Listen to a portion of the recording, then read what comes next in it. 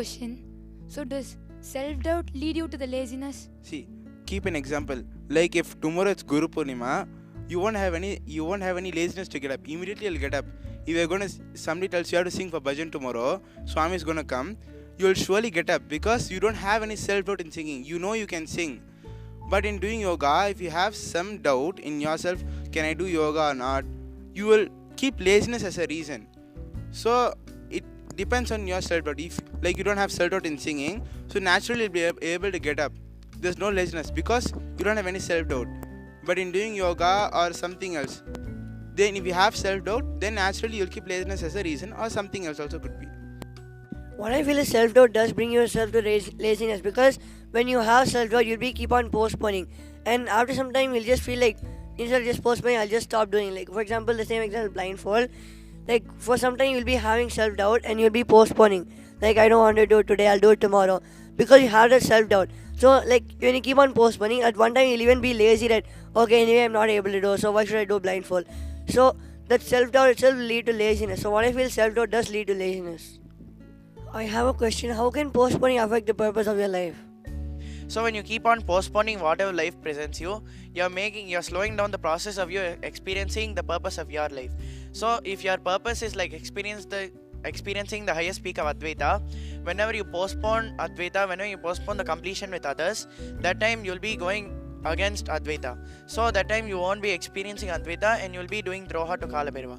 So whenever you're postponing, you're not moving towards life, you're moving against life.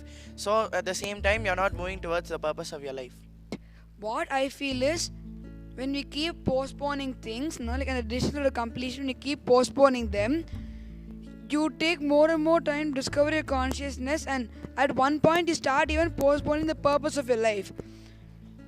So for example, you decide your purpose of your life is enlightenment, and you start postponing it, and over a period of time it becomes like, no, not now, I'll start working for enlightenment later. No, not today, I'll start tomorrow. Why complete today? No, I'll have all these patterns for today and start tomorrow. Like this, when you keep postponing your purpose of your life, it takes more and more time, and in the end you have to take more and more janmas to achieve the purpose of your life. So what I feel is, like this, when you keep postponing the actions you're going to like give the purpose of your life, you know, like are diverted from the purpose of your life.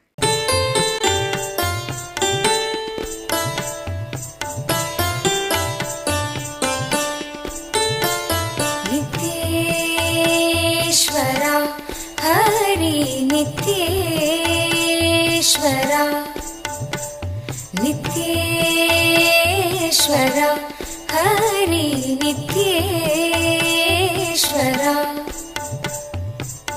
Mushikavahana Mangaladayaka Gauri Nandana Nityapurisha Nityeshwara Hari Nityeshwara Nityeshwara Hari Nityeshwara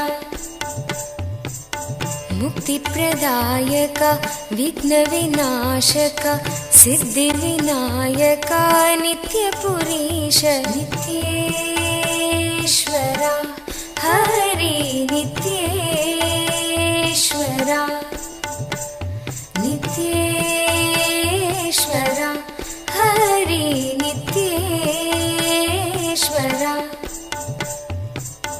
Gangadhara Hara He Parameshwara Jaya Jagadishwara Nityapurisha Nityeshwara Hari Nityeshwara Nityeshwara Hari Nityeshwara Shiva Shaktishwara Shri Saileshwara Shambho Shankara Nityapurisha Nityeshwara Hari Nityeshwara Nityeshwara. So I want to share about this one very, very important aspect of the Inner Awakening program. That is the energy darshan which Swamiji gives every day of the program. And we were told that through this energy darshan, not only do we feel, but our entire body is transformed through Swamiji's energy and his space.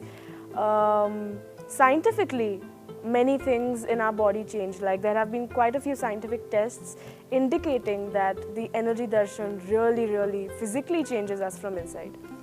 And energy darshan is all about you and Swamiji in that one same space. And he is the mirror of your emotions at that moment. So if you are excited, he will look at you just with that same glitter in his eye, and at that moment, you know, everything will fade. Time will fade, and you will not know where you are. You will be in a different space altogether. It is just you and Swamiji. And even if, you know, there are many people, you know, who want to tell Swamiji about their life, their problems. Even I, you know, sometimes I wanted to tell Swamiji, ask him about my problems. But the moment you just go in front of him, it's like all your thoughts, your brain has been wiped clean. So the first day when he did the Shivoham process, I didn't feel anything during the process, so I was just sitting blank. I wasn't understanding why so many loud sounds, why all these drum beats and these bells and such loud music and noise. But it didn't feel like noise to my ears. It was pretty pleasant, but I was still a little confused as to what it was exactly. And then all the participants were sharing, you know, they had these amazing experiences. Someone even felt their third eye awakening. And as Swamiji said, one day I was feeling a little jealous because I wasn't feeling anything. I was just sitting there blank, and all these people are just enjoying themselves, all these experiences. So I felt that way. But then Swamiji said that it's not about what you are feeling or experiencing, it's about you being there and you being transformed by his energy and the way he's conducting the whole entire Shivoham process. Shiva, Shiva,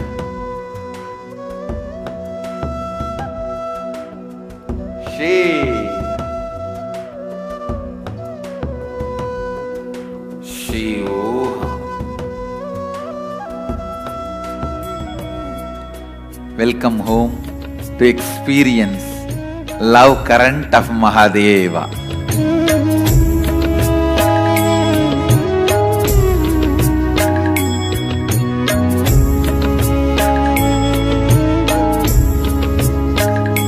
This city is just DNA of physical expression of Hinduism.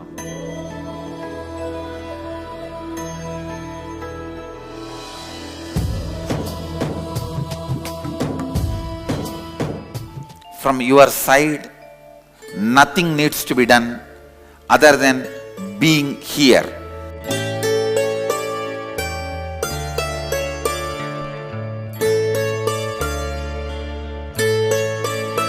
Simple truth straight away.